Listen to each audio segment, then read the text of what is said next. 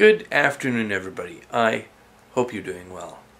I am not Stefan Molyneux, obviously. But the following is a reading of an article which was too hot and too controversial to be published at A Voice for Men.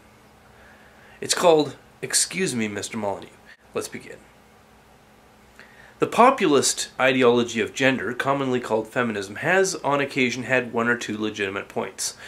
Women are capable of being self-possessed, self-determined adults, and the tiered social system of history, in which women were protected as if children but barred from participation in contracts, the priesthood, or higher education, had to change. Unfortunately, the feminist movement did not self-police, and by this failure it became the hate movement we now recognize. Now, the individual addressed by the following article has committed no excess anywhere near as outrageous as some attributable to feminism. In fact, I have been, and I continue to be, a supporter and a promoter of Mr. Molyneux's ideas, his videos, and his podcasts. However, as I respect and admire his work, I would be dishonest to fail to mention my concerns with one of his recent videos.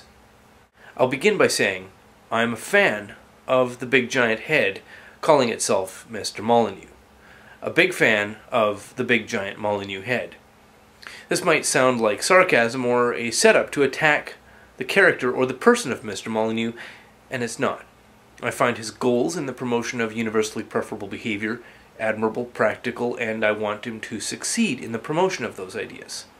I further support his views on government as a publicly accepted designation on a small group of people who, by consensus, are allowed to commit grave violence and theft against almost everybody outside their own group. Government has got to go. The acceptance of government, which is to say, the acceptance of a group to which moral rules apparently do not apply, is trapping us all in a technologically advanced dark age.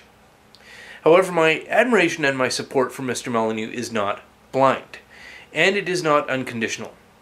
Although he is a man I respect and admire, I am bound by my own valuation of honesty to criticize a recent public statement that he made. Stefan, my friend, you have attempted to snow us. Like many others, I've been an avid follower of your Truth About series, addressing the psychology and the philosophies and the histories of public figures including Che Guevara, Abraham Lincoln, and others. Those videos of yours are excellent, they're informative, and most relevant to this discussion, they follow a format and are information dense. In The Truth About Abraham Lincoln, you explored Lincoln's childhood, you detailed his father's and mother's treatment of him, and you explored the isolation and hardship he experienced. You further examined the subsequent actions and statements of the man, those which more politically correct histories of him omit.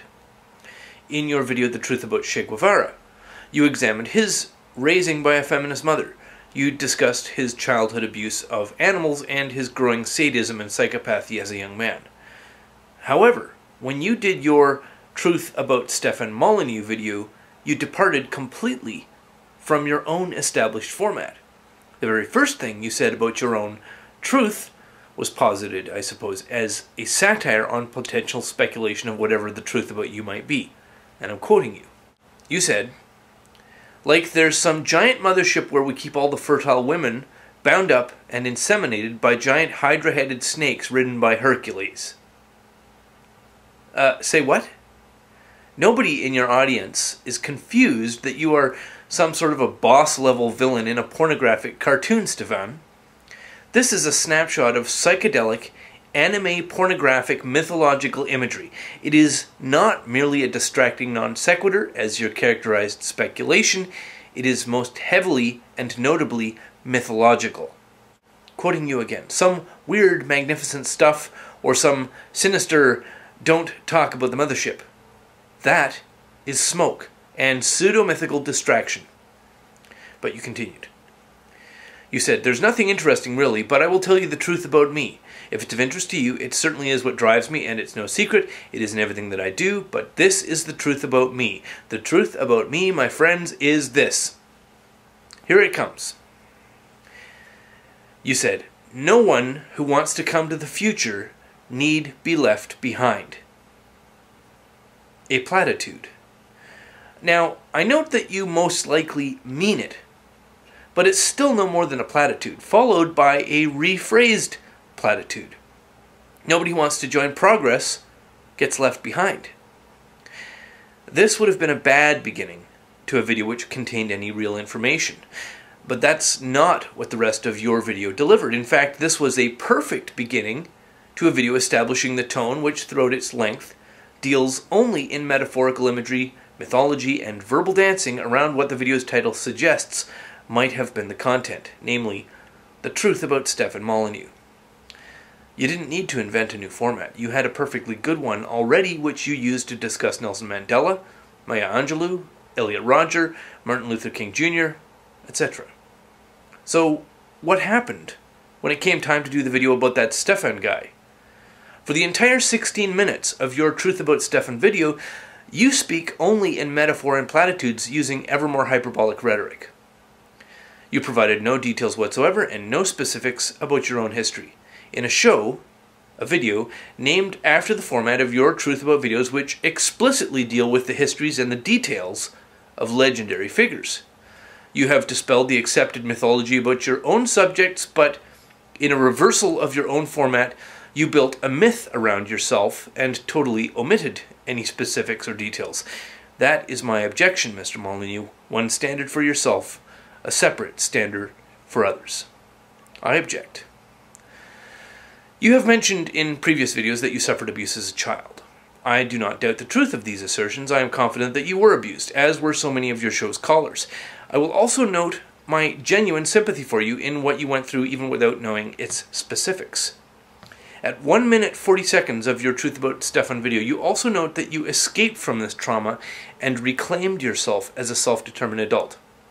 Quoting you again, I made it out of the abuse, I made it out of the tyranny and the hysteria and the hypochondria and the violence and the disconnection and the chaotic Stone Age brutality of my origins.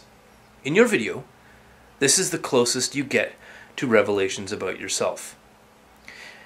But with respect, Stefan, this is all simply characterization. It's a non-specific characterization of a bad childhood. Now, you're obviously under no obligation to reveal your own past, neither what was done to you nor what, in childhood or adolescence, you may have done to others. But if you don't want to do a Truth About Stefan video, then you should not have uploaded a video titled The Truth About Stefan Molyneux. What you did upload with that title would have been more accurately called Stefan's Myth of Molyneux. Quoting you again, I have the intelligence, the skill, and the verbal fluidity to do the dance that dislodges the demons. You are certainly doing a dance, my friend. Quoting you once more. To yodel the high octaves of truth below the snow-capped mountains so that the avalanche of bullshit falls and reveals the glowing peaks of personhood in people. Holy shit. Now, I'm a fan of using hyperbolic rhetoric as well. But damn, this is a video called The Truth About Stefan Molyneux. Are you sure the truth that you are revealing is not one which indicts you rather than exalts you? Yes, that has occurred to me, which means it has occurred to others. Will you demonstrate that this impression is false? I am sure that I'm not the only one counting on you. I'm going to quote you one more time. You said, and I felt the good thing to do, the right thing to do, the responsible thing to do was to go back not to drag people because you can't drag people, not to push people because you can't push people, but to go back into the hell I came out of and invite people to get out. So you are the Bodhisattva. Okay. And you are returning to samsara to rescue the rest of us poor benighted bastards. At least those of us who are smart enough to run alongside with you. And that smile you keep mugging for us is pretty good, but I think Jack Layton's estate might want it back. But honestly, Stefan, you're much smarter and more self-aware than this particular Truth About video would lead a new listener to imagine. You can do better, my friend. You, I am sure, also have big enough balls to recognize an error and correct it. Of course, if I am wrong, I'm sure I will not be the only person to benefit by being shown my mistake. I hope you will take this criticism in the spirit of friendship that it is intended, and I thank you very much, and everybody else, for your very kind attention.